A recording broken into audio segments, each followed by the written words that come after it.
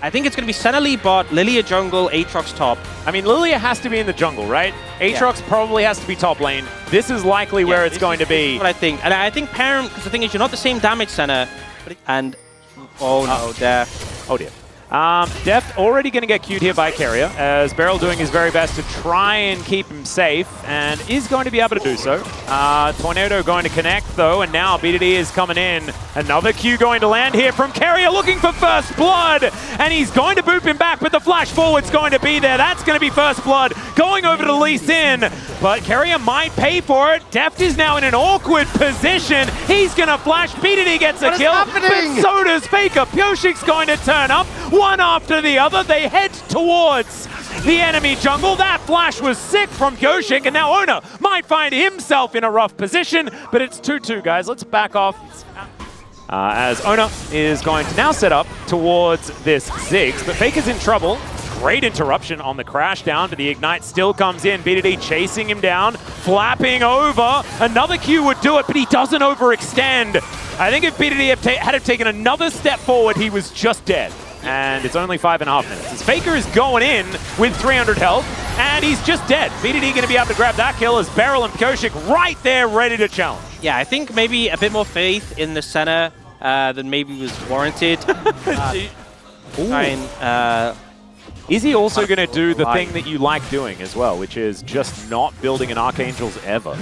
You know, I honestly think of all the games, this could actually be an okay Archangels one. Oh no! Heresy, but there's a lot of dive threats. You might appreciate the shield. And faster stacking, faster spikes. We do now see finally the Renekton and Sejuani pairing, looking to punish Zeus. Oh, there's the flash forward from Perfect! Zeus is going to get tagged, and the Winter's Wrath will be enough. The dive was beautiful there from KT.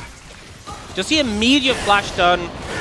Stacks the passive, gets the damage. Oh, BDD. Yep. Flapping around in circles here is BDD right now as the Shattering Strike does come in. Faker is going to ignore it, basically. And that is going to be Dragon secured by T1. Yeah. There we go. As Beryl now looking for an opportunity, could crash over this wall, and there it is! Crashdown does come on through there as well as Zeus does get over here. Gumayusi, let's see whether he can keep them alive. 3 versus 2 right now. A lot of things on cooldown here on KT's side, but it is another pick-off for them. He really benefited from having this winning top laner in that one for the Senna to sustain up with, and now you don't have that.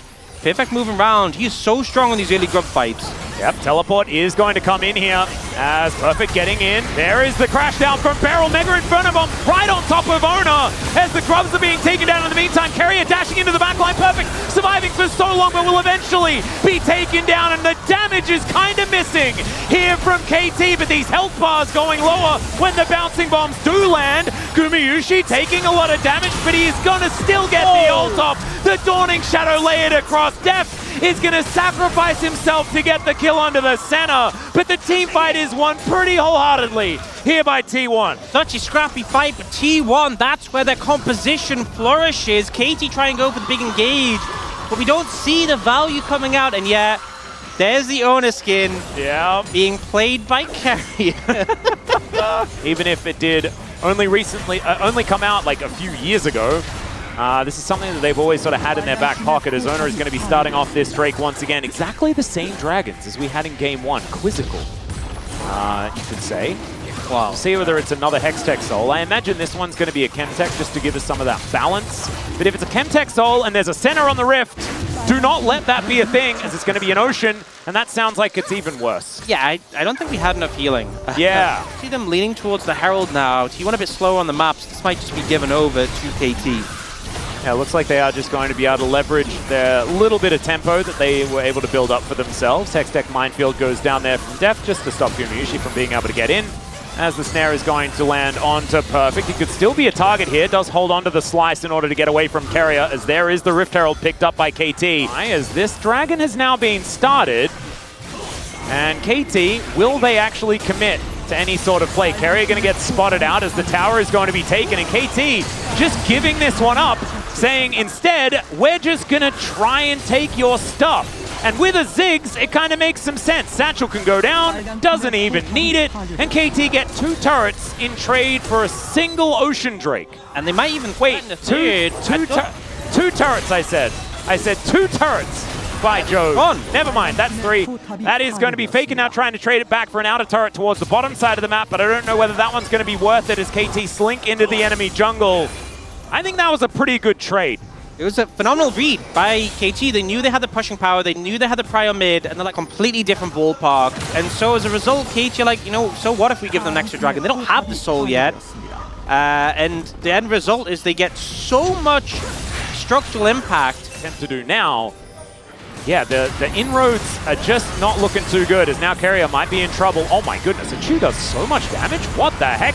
As, all right, Beryl is going to be pulled back there by the Infernal Chains. Mom goes down, doesn't do a massive amount. Yeah, this Carrier will be able to heal himself back up again as Mega Inferno Bomb almost just straight up kills Gumayusi. Carrier also now moving away. Beryl looking for that flank as Zeus gets on top of his ward once again.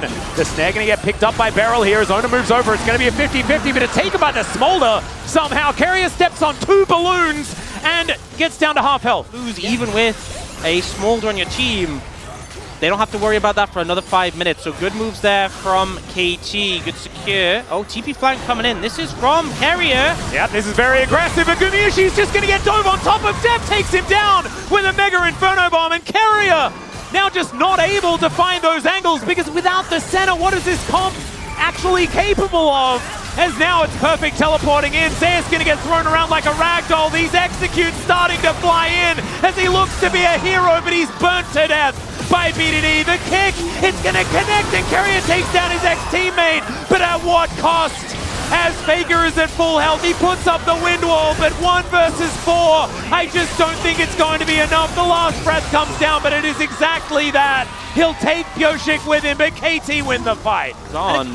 I mean, the thing that I'm worried about is that KT are going to feel like they're rushed when they're absolutely not. Yeah. Because they sometimes just do that. Because like you say, I mean, they have all of the time in the universe in this game. I mean, they're praying for a 70-minuter, as they're not going to get one, as that is going to be a kick out onto Beryl. Mom comes down. Owner is going to absorb a lot of buttons by just pressing Zhonya as he puts the Crocodile to sleep. Is now perfect. He could be in trouble, but it's another crash down. Def takes down Ona, and BDD is untouched in this backline. Faker goes in, but the Dragon is mauling them.